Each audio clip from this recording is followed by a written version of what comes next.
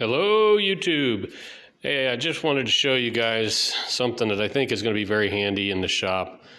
If you don't know what a shrink or stretcher is for sheet metal, these are cheap ones. But they'll shrink or stretch up to 18 gauge or lighter sheet metal, and usually for body panels.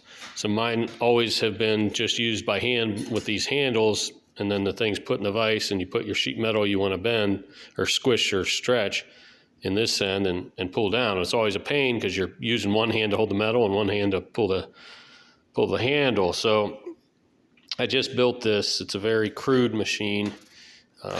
So there's a stand obviously to hold them both, and then instead of operating this handle by hand, I've got this rod hooked to it that comes down to what is now a foot pedal with a spring. It pulls it back up. So now, in theory, when I'm not holding the camera, I could, you can see this is a stretcher because it's got arrows pointing out like it's going to stretch. And so I'm just stepping on the foot pedal, putting a little bit of pressure on it, moving it a little bit, a little more pressure, move it a little bit, a little more pressure until it starts to squish the outside edge of that and bend my metal around. And it's the same principle for the, this one's got the arrows pointing in, so this is a shrinker. So it's the same principle. I'm putting my metal in there, pushing on the foot pedal and squishing it a little bit, move it, squish it, move it, squish it, and it shrinks it.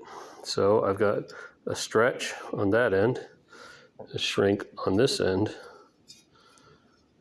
You can see now what was a flat bent 90 piece of metal is now more like an S. And a lot of times you need that on a car body panel or whatever.